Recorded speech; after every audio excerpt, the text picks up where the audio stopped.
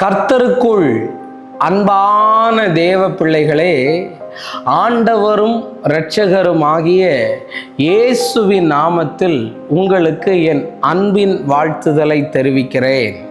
இந்த நல்ல நாளிலேயும் லூக்கா 15வது அதிகாரம் அதனுடைய 13வது வசனத்தை வாசிக்கிறேன். சில நாட்களுக்கு பின்பு இளைய மகன் எல்லாவற்றையும் சேர்த்து கொண்டு தூர தேசத்திற்கு புறப்பட்டு போய் அங்கே துன்மார்க்கமாய் ஜீவனம் பண்ணி தன் ஆஸ்தியை அழித்து போட்டான் என்று எழுதியிருக்கிறது. உங்களுக்கு தெரியும், இந்த இளைய குமாரனுடைய ஒரு காரியத்தை வேதம் நமக்கு பல கோணங்களிலே சொல்லி தருகிறது. இவன் வீட்டில் உள்ள அப்பா பேச்சை கேட்குற மாதிரி நமக்கு தெரியலை.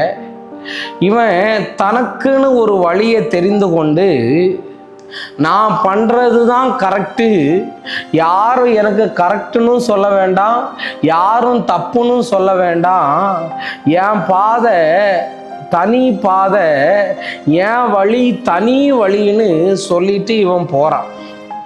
இவன் போகும்போது அப்பா அமைதியாக இருந்தார்.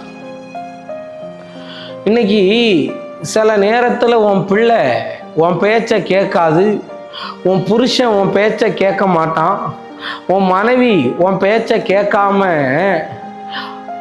நிற்கும்போது நீ என்ன பண்ணணும் தெரியுமா?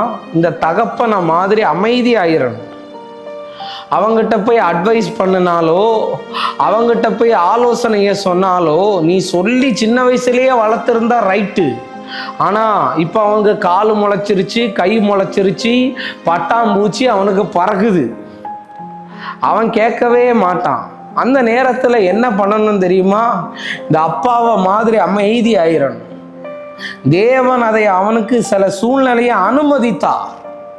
திருந்தாம போனவனை திருந்தி கொண்டு வருகிறதற்கு தேவன் சில சூழ்நிலையை அனுமதித்தார். அவனுக்கு ஏதோ அந்த ரூட்டு நல்ல ரூட்டு மாதிரி தெரிஞ்சது. போக போக தான் தெரிஞ்சது அது உயிரை எடுக்கிற மாதிரிக்குல ஒரு வழி அப்படின்னு. அதுக்கப்புறம் அவன் புத்தி தெளிந்து திருந்தாமல் போனவன் அப்பா நினைச்சிருப்பார், அவன் அப்படியே வந்தான். நான் இல்லை, அதை தேவனே அனுமதிச்சதுனால அவன் திருந்தி வரக்கூடிய வாய்ப்புகள் வந்தது. ஆனால் அப்பா வீட்டில் இருந்து பால்காரன் வந்து கதவை தட்டினாலும், பேப்பர்காரன் வந்து கதவை தட்டினாலும், சிலிண்டர்காரன் வந்து கதவை தட்டினாலும் என் பிள்ளை தான் வந்துட்டானோன்னு உள்ளுக்குள்ள ஏக்கத்தில் இருந்தா. இன்னைக்கு நான் சொல்ல வரேன், திருந்தாமல் இருக்கிறானா, குடி பழக்கத்தில் இருக்கிறானா, பெண்கள் விஷயத்தில் தவறாய் நடந்து கொண்டு இருக்கிறானா, ஏதாவது ஒரு காரியத்துக்கு அடிமையாக இருக்கிறானா, நான் அவனுக்காக அழுது பார்த்தேன் பிரதர், அவனுக்காக நான் அடித்து பார்த்தேன் பிரதர், அவன் திருந்தவே இல்லை, அவன் மாறவே இல்லை, கொஞ்சம் கூட புரிஞ்சிக்க மாட்டுக்கான்னு நிறைய தாயார் பிள்ளைகளை பார்த்து அழுறீங்களா? ஓ, படிப்பு போயிருச்சு பிரதர், ஃபோனுக்கு அடிஷன் ஆயிட்டான் பிரதர், இப்பமே முளைச்சதுக்கெல்லாம் கேர்ள் ஃப்ரெண்டுன்னு. அவனுக்கு இங்கிலீஷ் என்ன வார்த்தை தெரியுதோ இல்லையோ, ஒரே ஒரு வார்த்தை தெரியும், யாரை பார்த்தால் I love you, I love you, I love you. இன்னைக்கு நான் உங்ககிட்ட சொல்ல வரேன், நீ வீட்டில் அப்பாவை மாதிரி பாரம் கொண்டவனாய் ஒரு நாள் அப்படியே இரு. ஒரு நாள் அவன் வந்து சொல்லுவான், அப்பா, பரத்துக்கு விரோதமாகவும் உமக்கு விரோதமாகவும் நான் பாவம் செஞ்சுட்டேன், என்னை மன்னிங்கன்னு. கண்டிப்பா தேவன் சில சூழ்நிலையை அனுமதிப்பிச்சுட்டு அமைதியா இருப்பார். அது எதுக்கு தெரியுமா? அவனை குழியில கொண்டு விடுறதுக்கு இல்லை. யோசேப்புக்கு அதை அனுமதிச்சதுக்கு காரணமே, கையை உயர்த்து உன்னை பார்த்து தீர்க்க தரிசனமா சொல்றேன், கர்த்தருடைய அனுமதி உனக்கு வெகுமதியை கொண்டு வரும். அந்த வெகுமதி என்ன கிடைச்சது தெரியுமா? கைக்கு மோதிரம், காலுக்கு செருப்பு, உடம்புக்கு ட்ரெஸ்ஸு, தலைக்கு கிரீடம் எல்லாம் கிடைச்சது.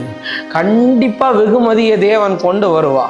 அதனால பொறுமையா இரு, கர்த்தர் உனக்காக யுத்தம் செய்வார். ஜெபம் பண்ணலாமா? அன்பான நல்ல ஆண்டவரே, இந்த நேரத்துக்காக நன்றி ஆண்டவரே. அடியானுடைய நாவிலேயே தந்த நல்ல வார்த்தைகளுக்காய் நன்றி சொல்றேன்.